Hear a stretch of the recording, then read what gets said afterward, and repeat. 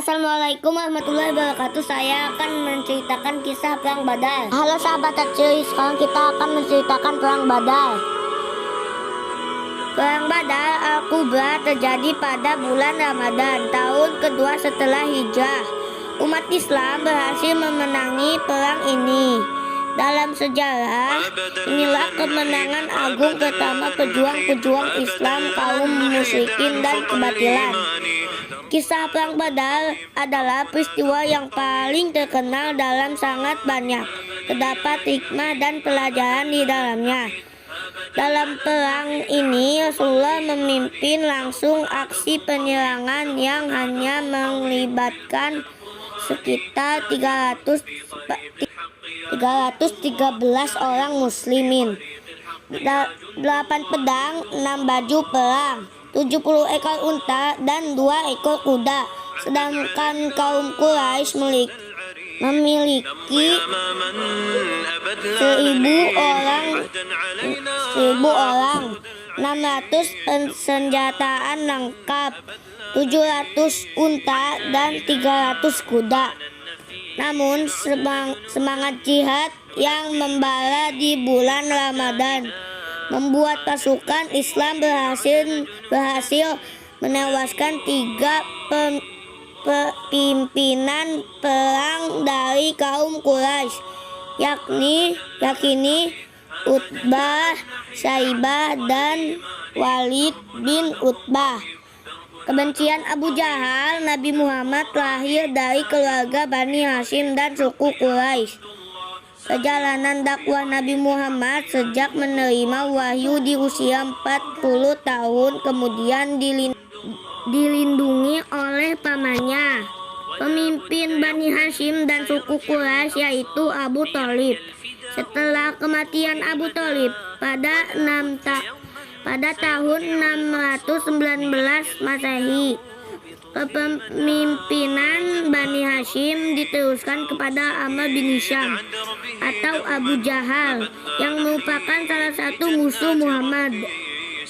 Kemunculan Nabi Muhammad dan kegiatan berdakwahnya telah mengancam posisi Abu Jahal sebagai penguasa Mekah. Begitu juga dengan sisa kaum Quraisy lainnya yang melihat kaum muslim sebagai penjahat yang mengancam kewibawaan mereka. Dua penyebab lain Perang Badar: umat Islam ditindas perlakuan buruk terhadap kaum muslim. Tidak hanya berlangsung di kota Mekah saja, namun kaum kafir Quraisy juga memaksa kaum muslim hingga ke Madinah. Kaum Quraisy melakukan teror yang sangat dengan menyerang dan menguasai harta benda kaum muslimin karena takut banyak hasil perdagangan yang akan berpindah kepada kaum muslim. Bahkan kaum Quraisy yang menerima agama Islam menerima akibat dikeluarkan dari sukunya, yang mana hal tersebut merupakan suatu penghinaan yang amat serius bagi seseorang pada masa itu, sehingga sanggup menjadi pemicu atau penyebab Perang Badar Kubra. Perampasan harta benda dan pengusiran kaum muslim sejak Nabi Muhammad gencar melakukan dakwahnya. Orang-orang musyrik Mekah sudah melancarkan peperangan dengan menghalalkan darah kaum muslim muhajirin dan juga mereka merebut paksa kekayaan mereka, meningkatkan kekerasan terhadap kaum muslim di Mekah. Teror inilah yang masuk umat Islam untuk hijrah ke Madinah pada tahun 622 Masehi. Namun karena mereka meninggalkan harta bendanya untuk hijrah, Akibatnya, harta benda tersebut menjadi sasaran perampasan kaum kafir Quraisy. Kemenangan umat Islam bagi umat Muslim.